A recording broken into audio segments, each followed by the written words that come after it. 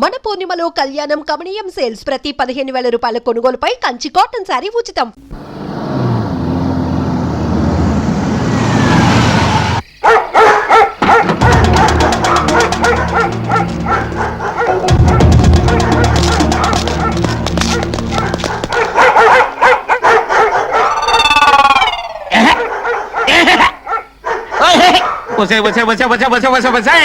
పాడు కుక్కలారా ఈ అరుపులతో నా చెవులు చిల్లులు పడిపోతున్నాయి కదే. అసలు ఈ కుక్కల్నా భగవంతుడు ఎందుకు పుట్టించాడంటావు? ఇంకెందుకు, నాలాంటి వాచ్మెన్లకు నిద్ర లేకుండా చేయడానికే. అసలు మళ్ళీ జన్మంటుంటే అసలు కుక్కలే నేను లోకంలో పడతానే. రాఖీగా సైలెంట్ అయిపోరా. రాఖీగా అరవకరా, సైలెంట్ అయిపో. ఎవరదే మధ్యలో టెలిఫోన్ ఒకటి, అది టెలిఫోన్ ఇటు కుక్కలు ఒకదానికోటి పోటీ పడి అరుస్తున్నాయి.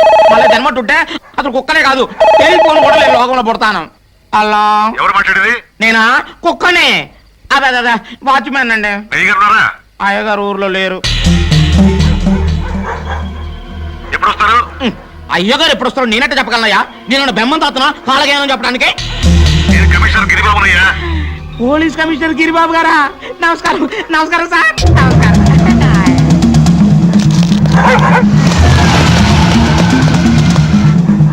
ఎవరో ఎవరదే? ఎవరిదబ్బ వ్యాను? వచ్చింది, ఆగింది, వెళ్ళిపోతుంది.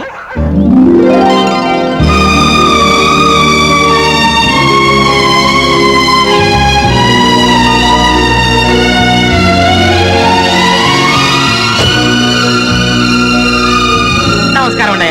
ఇదేనా రావడం? అబ్బే, రాత్రంతా బయట పడుకొని ఇప్పుడే లోపలికి వస్తున్నావు. అమ్మాయి గారు నన్ను ఏడిపిక తప్ప ఇంకో పని ఉండదు మీకు. అయ్యగారు ఆగండి ఆగండి ఆగండి ఆగండి ఆగండి. అయ్యగారు రాత్రి అంతా కంటి మీద కునికి లేదంటే నమ్మండి.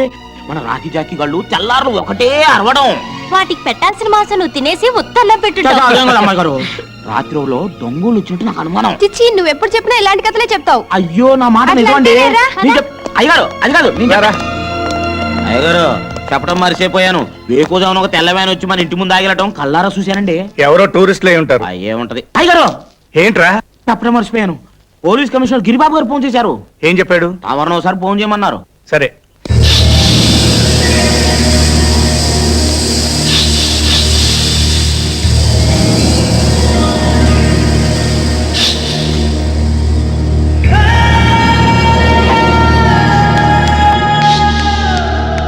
దాదా వీళ్ళే కృష్ణప్రసాద్ కూతుండు.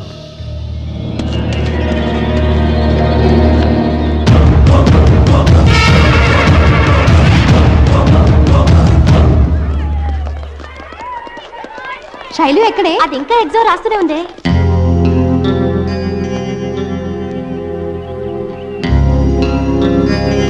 వాళ్ళు నలుగురు సిటీ నుంచి తప్పించుకున్నారు. జైలుకెళ్లి జైలర్ని, వార్డెన్స్ ని, ఖైదీల్ని ఎంక్వైరీ చేశారు. వాళ్ళ లక్ష్యం నిన్ను, నీ పిల్లల్ని చంపడమే. పగ నా మీద కదా, నా పిల్లలు ఏం చేశారు? వాళ్ళ మీద ఎందుకు కక్ష? పగబట్టిన వారికి పిల్లలేమిటి, పెద్దలేమిటి? నేరం నేను చేసుండొచ్చు. అందుకు భగవంతుడు నాకు శిక్ష విధించాడు.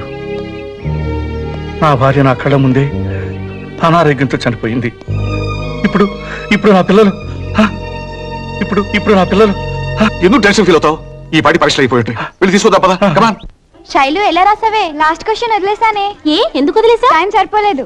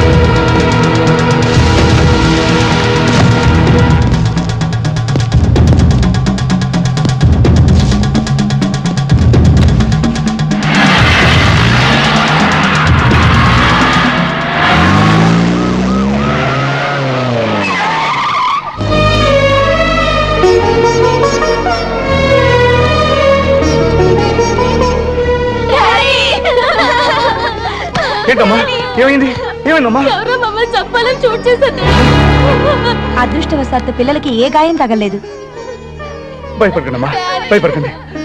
మీ డాడీ బ్రతకుండగా మిమ్మల్ని ఎవరు ఏం చేయలేరు. రాజు ఎప్పుడు లేని ఈ రోజు నీ గురి తప్పింది. ఎందుకురా ఇలా జరిగింది? మన లక్ష్యాన్ని మర్చిపోయావా లేక నీకు శక్తి సన్నగిలిందా? ఇప్పుడు ఇప్పుడు వాళ్ళు జాగ్రత్త పడిపోతారు. ఇంటి చుట్టూ పోలీసులను కాపలా పెట్టుకుంటారు. దాదా వాళ్ళ ఇంటి చుట్టూ ఎంతమంది పోలీసులు కాపలా ఉన్నా ఆ కృష్ణప్రసాద్ కుటుంబంలో ఎవరిని మిగలివ్వను. అదే అదే ఆ పట్టుదల మీదే ఉండు. నెత్తుటి ముద్దలా నేల కురికిన నీ భార్యను తలుచుకుంటూ, నీకు కాకుండా పోయిన నీ కన్న బిడ్డను గుర్తు చేసుకుంటూ ఆ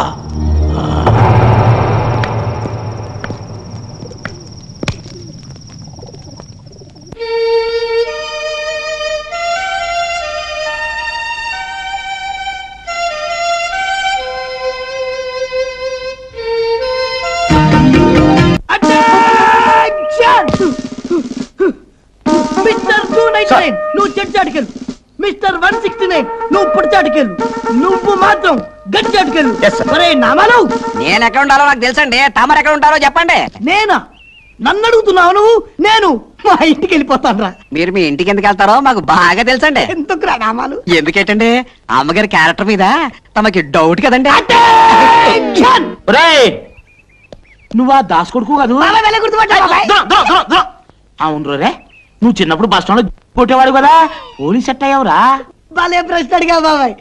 దేశంలో ఉన్న దొంగల అడ్రస్లన్నీ మనకు తెలుసు కదా బాబాయ్, అందుకనే సెలెక్ట్ చేశారు.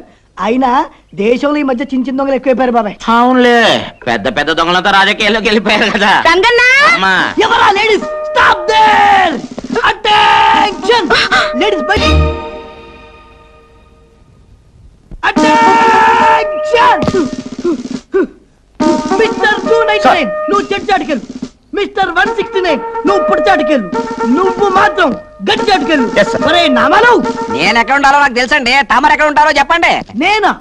నన్ను అడుగుతున్నావు నువ్వు? నేను మా ఇంటికి వెళ్ళిపోతాను రా. మీరు మీ ఇంటికి ఎందుకు వెళ్తారో మాకు బాగా తెలుసండి. ఎందుకురా నామాలు? ఎందుకేటండి అమ్మగారి క్యారెక్టర్ మీద తమకి డౌట్ కదండి. అటెన్షన్! నువ్వా దాస్ కొడుకు కాదు? బాబాయ్ వెళ్ళ గుర్తుపట్టా బాబాయ్. అవును రే, నువ్వు చిన్నప్పుడు బస్ స్టాండ్ లో కొట్టేవాడు కదా, పోలీస్ సెట్ అయ్యావురా. భలే ప్రశ్న అడిగా బాబాయ్. దేశంలో ఉన్న దొంగల అడ్రస్లన్నీ మనకు తెలుసు కదా బాబాయ్, అందుకనే సెలెక్ట్ చేశారు. అయినా దేశంలో ఈ మధ్య చిన్న చిన్న దొంగలు ఎక్కువైపోయారు బాబాయ్. అవునులే, పెద్ద పెద్ద దొంగలతో రాజకీయాల్లోకి వెళ్ళిపోయారు కదా. అమ్మా ఎవరా ladies? Stop there! Attention! Ladies బయటికి ఎందుకు వచ్చారు? Go inside! ఎందుకు బాబు? ఎందుక? పై నుంచి గాని, కింద నుంచి గాని, లెఫ్ట్ నుంచి గాని, రైట్ నుంచి గాని, ధన్ ధన్ ధన్ మరి గన్ను పేలొచ్చు, చచ్చిపోవచ్చు. ఏది విడారు? అమ్మగారు ఎవరి వీక్ బాడీ? మన కమిషనర్ గారి భార్య అండి. ఓ!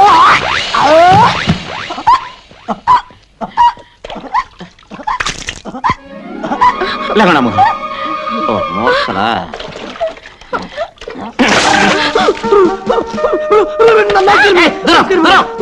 కంగారు పడకండి మేడం, మేము మీ ఇంటి సెక్యూరిటీకి వచ్చాం మేడం. మీ ప్రాణానికి మా ప్రాణం పడ్డాం మేడం. మా ప్రాణాల సంగతి ఏమో గానీ ముందు మీ ప్రాణాలు కాపాడుకోండి. అదండి అమ్మగారు. అరే రామాలు, నేను ఇంటి దాకా వెళ్ళొస్తాను రా. అమ్మగారు జాగ్రత్త అండి.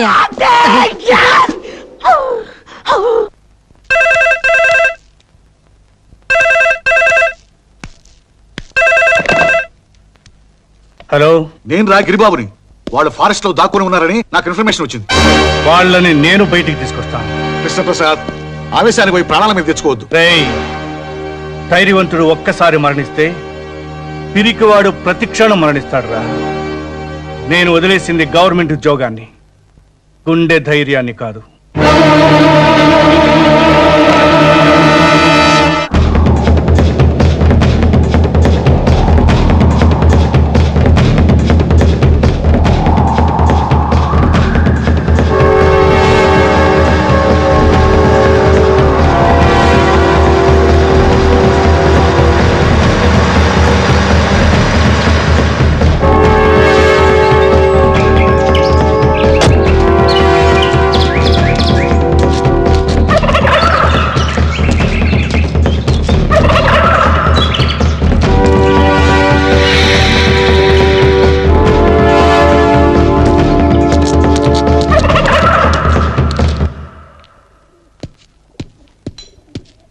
అన్నా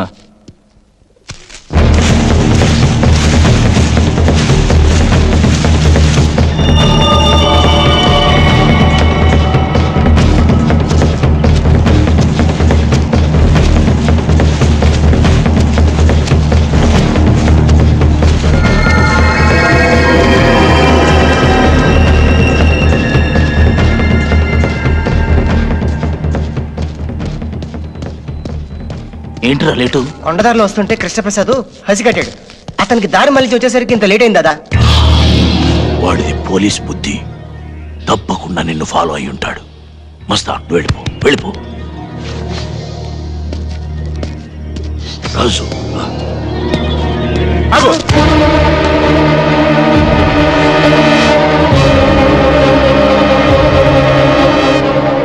కదలదు. ఎవరు కదిలినా వీడిని కాల్చేస్తాడు.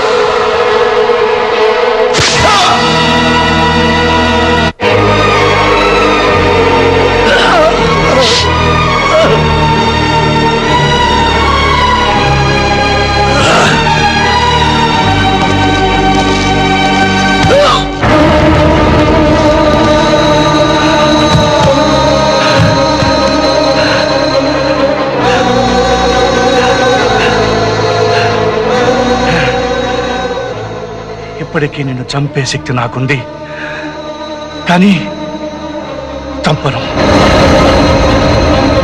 కారణం నా ముగ్గురు పిల్లల్లో ఒకరు నీ కూతురు.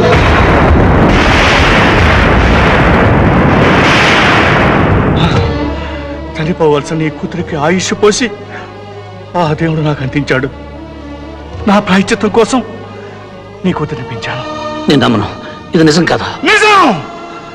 ప్రాణ భయంతో బ్రతుకు తీపుతో ఏ మనిషి అయినా అబద్ధం చెప్పొచ్చు.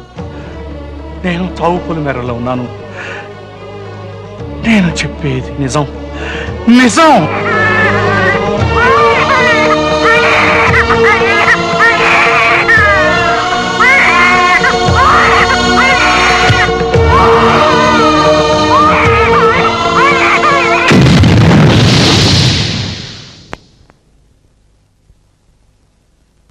హాస్పిటల్ రికార్డ్ చూసుకో. నిజం కాకపోతే ఆ ముగ్గురు కూతురిని చంపే. వాళ్ళలో నా కూతురు ఎవరు? చెప్పాను. మీ మాటల మీద నాకు నమ్మకం ఉంది. చెప్పండి, నా కూతురు ఎవరు? చెప్పండి సార్. రాజు వచ్చాయి. దాదా, నా కూతురు, నా కూతురు, నా కూతురు. అదంతా అబద్ధం. వాడి బిడ్డల్ని కాపాడుకోవడానికి అబద్ధం చెప్తున్నాడు రా. రాజు, చావాలని చంపాలని అనుకునేవాడికి ఉండవలసిందే మమకారం కాదురా, ప్రతీకారం. అరే వేసాయి వాణ్ణి.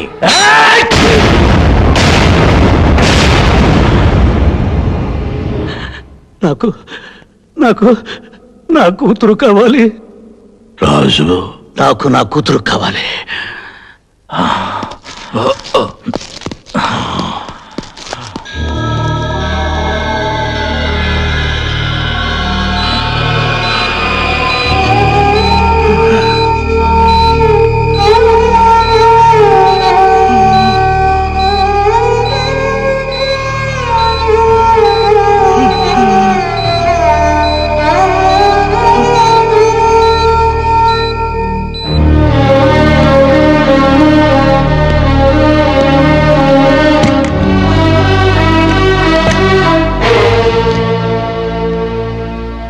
నువ్వు రాజు.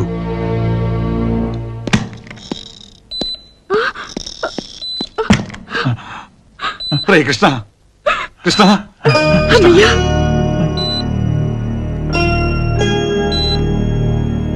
రే కృష్ణ, గిరి, నా పిల్లలు వస్తున్నారు.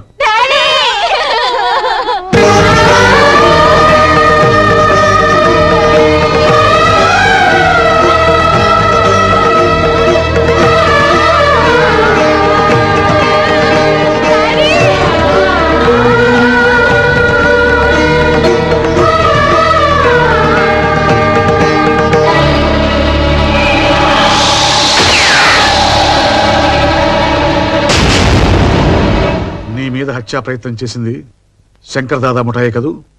అందులో రాజును కలపొద్దు.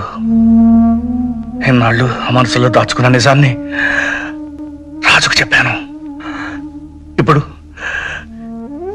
మీకు చెప్తున్నాను. నా 3 పిల్లల్లో ఒక పాప నా కూతురు కాదు, రాజు కూతురు. రాజు కూతురు? అందులో ఎవరు? చెప్పను. మీరు తెలుసుకోవడానికి ప్రయత్నం చేయొద్దు. పిల్లల్ని, రాజుని లోపలికి పిలిపించు. కమలా,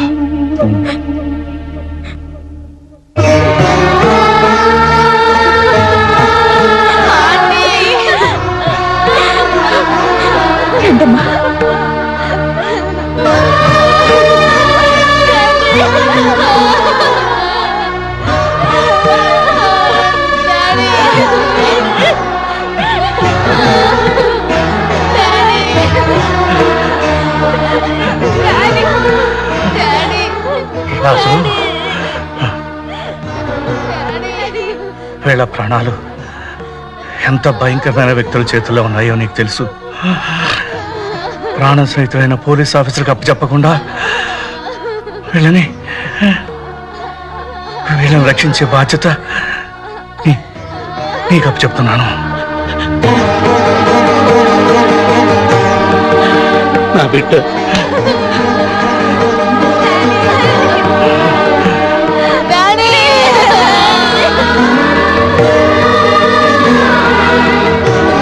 వీళ్ళ 3 నీ బిడ్డలా చూసుకో.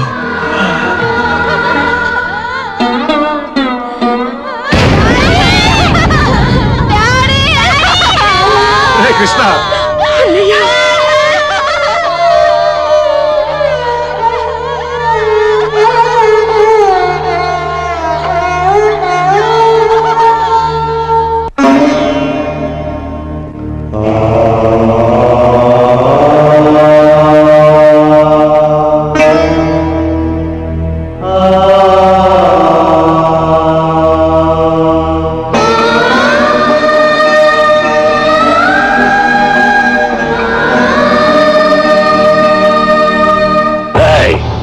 ఎన్నాళ్ళుంటారు, ఎందుకు వచ్చారు లాంటి ప్రశ్నలు వేస్తే చంపేస్తాను. ఆల్రెడీ కృష్ణప్రసాదం చంపేశాం. వాడి కూతుర్లు మాత్రం తప్పించుకున్నారు. 4 రోజులు నీ ఇంట్లోనే ఉంటాం. లేదన్నావా? అలాగే.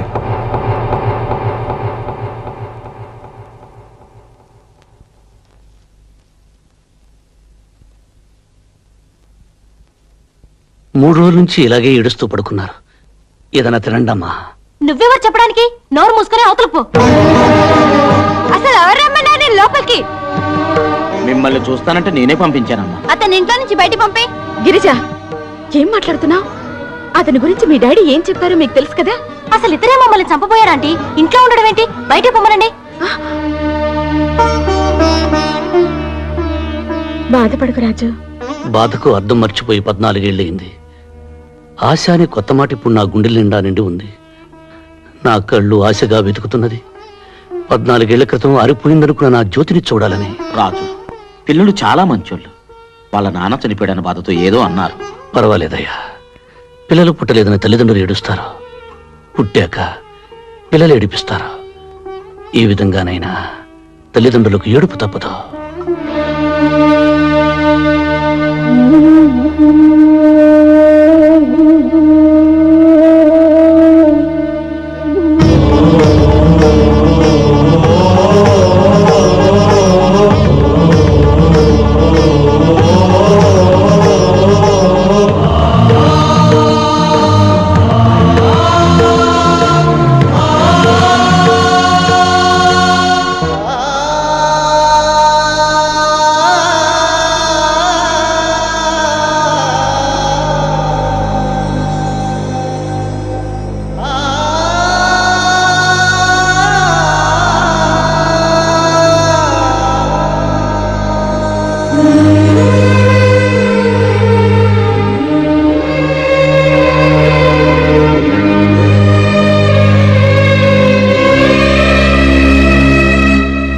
రాజు, రా భోంచేద్దు గాని.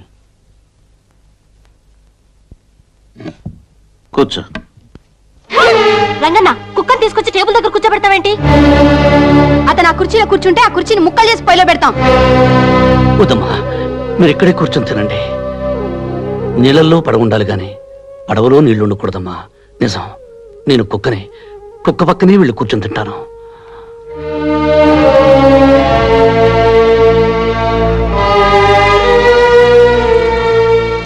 కమలా, నేను బయలుదేరుతున్నాను.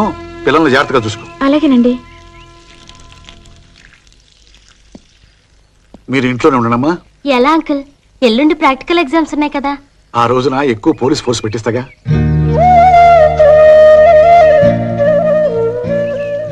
రాజుని వెనకండమ్మా.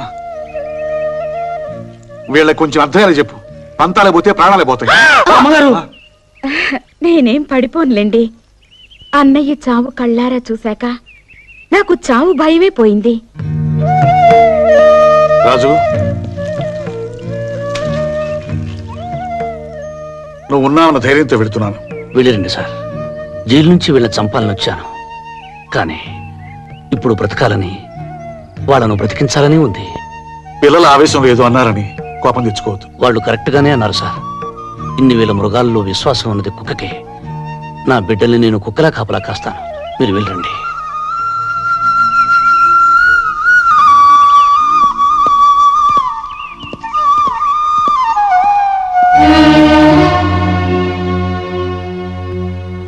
మరీ ఇంత ప్రేమ పెంచుకున్నావేంటయ్యా?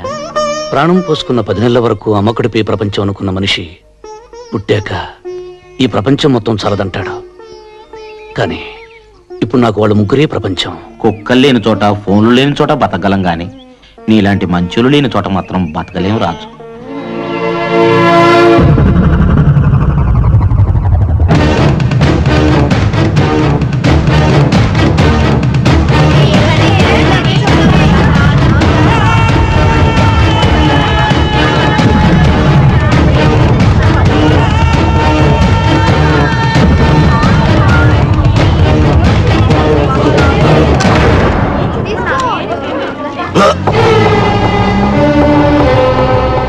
ఆగిపోయావేం దాదా?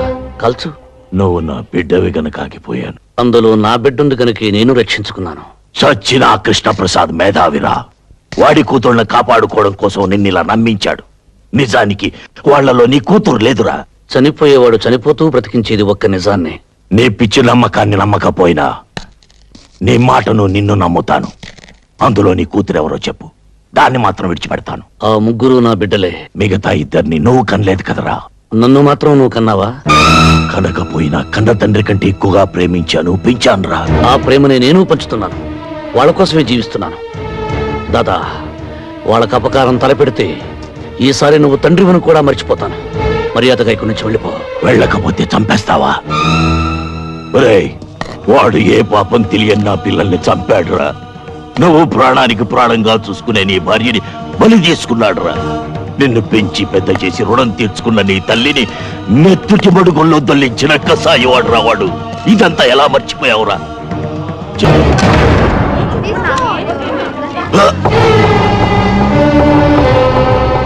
ఆగిపోయావేం దాదా? కల్చు. నువ్వు నా బిడ్డవి గనక ఆగిపోయాను. అందులో నా బిడ్డుంది గనుక నేను రక్షించుకున్నాను. చచ్చిన ఆ కృష్ణప్రసాద్ మేధావిరా. వాడి కూతుళ్ళని కాపాడుకోవడం కోసం నిన్నిలా నమ్మించాడు. నిజానికి వాళ్లలో నీ కూతురు లేదురా. చనిపోయేవాడు చనిపోతూ బ్రతికించేది ఒక్క నిజాన్ని. నీ పిచ్చి నమ్మకాన్ని నమ్మకపోయినా నీ మాటను నిన్ను నమ్ముతాను. అందులో నీ కూతురెవరో చెప్పు, దాన్ని మాత్రం విడిచిపెడతాను. ఆ ముగ్గురు నా బిడ్డలే. మిగతా ఇద్దరిని నువ్వు కనలేదు కదరా. నన్ను మాత్రం నువ్వు కన్నావా? కనకపోయినా కన్న తండ్రి కంటే ఎక్కువగా ప్రేమించాను, పెంచానురా. ఆ ప్రేమని నేను పంచుతున్నాను. వాళ్ళ కోసమే జీవిస్తున్నాను. దాదా, వాళ్ళకు అపకారం తలపెడితే ఈసారి నువ్వు తండ్రివను కూడా మర్చిపోతాను. మర్యాదగా ఇక్కడి నుంచి వెళ్ళిపో. వెళ్ళకపోతే చంపేస్తావా? ఒరేయ్, వాడు ఏ పాపం తెలియని నా పిల్లల్ని చంపాడురా. నువ్వు ప్రాణానికి ప్రాణంగా చూసుకునే నీ భార్యని బలి చేసుకున్నాడురా. నిన్ను పెంచి పెద్ద చేసి రుణం తీర్చుకున్న నీ తల్లిని నెత్తుటి మడుగుల్లో దొల్లించిన కసాయివాడురా వాడు. ఇదంతా ఎలా మర్చిపోయావురా? జైల్లో మెతుకు మెతుకు తిని మనం బ్రతికింది వాడి కుటుంబాన్ని అంతం చేయడానికేరా. మనిషి పశువు కంటే గొప్పవాడేది ఒక ధర్మాన్ని ఆచరించడం వల్లనే. అది ఆచరించినప్పుడు మనిషికి పశువుకి తేడా లేదు. పశువుని పశువులా బ్రతకమని నిత్యం చెప్పక్కర్లేదు, కానీ మనిషిని మనిషిలా బ్రతకమని అనుక్షణం చెప్పవలసి వస్తుంది. ఇంత మంచివాడివైపోయావేనా? ఈ ప్రపంచంలో మరణం లేనిది మంచితనానికని తెలుసుకున్నాను కనుక దాదా, పగ ప్రతీకారం మర్చిపోయి నువ్వు మనిషిలా బ్రతకడం నేర్చుకో. నేను బ్రతికేదే ప్రతీకారం కోసం. నా పగ చల్లారే వరకు నాకు ఆకలి లేదు, నిద్ర లేదు. నేను బ్రతికుండగా నీ పగ తీరదు.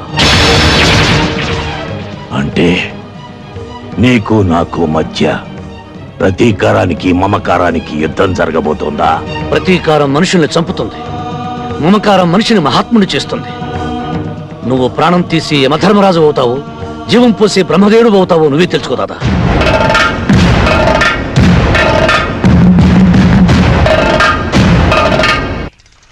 రేయ్, ఆగరా.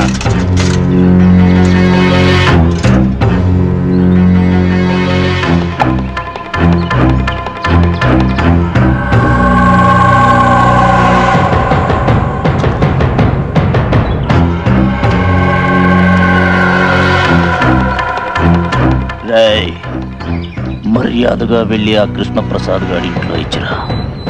విషయం లీక్ అయిందో ఈ విషయాన్ని నీ గొంతులో గుచ్చుతా. పాల్ వస్తానా.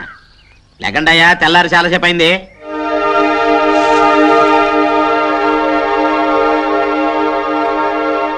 ఒరే రాకీ జాకీ, మీకు బెడ్ మిల్క్ తెస్తున్నారా? బెడ్ మిల్క్ తాగండి తాగండి తాగండి. ఇదిగో ఉండవే, ఇదిగో బెడ్ మిల్క్ తాగు.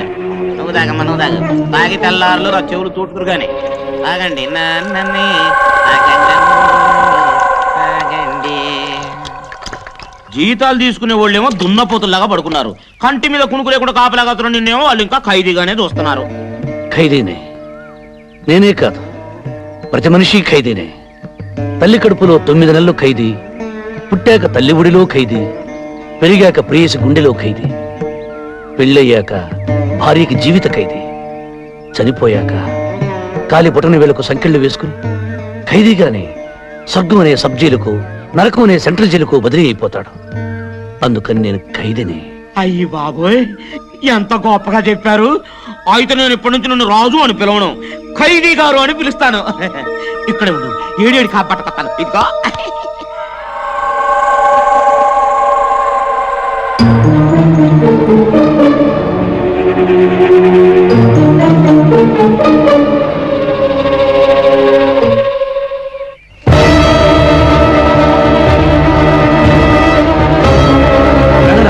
రంగన్న, ఇందాక తెచ్చిన పాలేవి పొయ్యి మీద పెట్టాను బాబు. ఏమ్మా, ఆ పాలు తాగద్దు, అందులో విషయం కలిపారు. ఓహో, ఇలా నాటకవాడి సింపతి కొట్టేయాలని చూస్తున్నావా? కాదమ్మా, నిజంగానే విషయం కలిపారు. ఆ పాలు కుక్క తాగొచ్చాను. కుక్క తాగడం ఏంటి? నేను తాగుతాను. వద్దమ్మా, నా మాట విను. వద్దు వద్దు.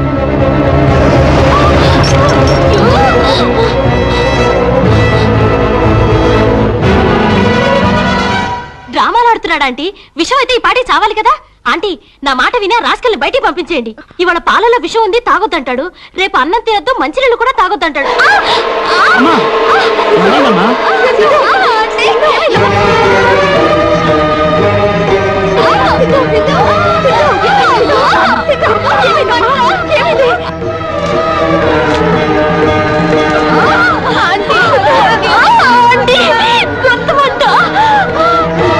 అమ్మా పాపకు నోరు తెరవండి, నోరు తెరవండి.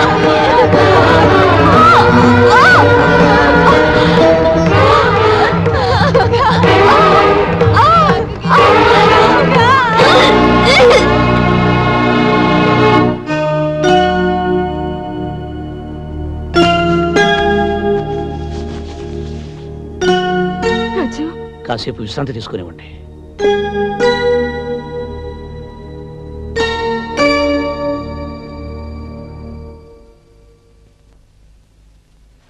నీ కడుపులో బాధ నాతో చెప్పుకున్నావు కాబట్టి నాకు అర్థమైంది. పాపం ఆ పిల్లలకి ఎలా తెలుస్తుంది? ఒక మనిషి బాధలో ఉన్నాడని ఎదుటి మనిషికి చెప్పకపోయినా తెలియటం కోసం దేవుడు కన్నీళ్లు పెట్టాడట. ఈ పసిపిల్లలకు నా బాధ తెలుపుదామంటే నాకు ఆ కన్నీళ్లే రావటం లేదు. నా భార్య చితిమంటల వీడిలో అవన్నీ ఆవిరైపోయాయి.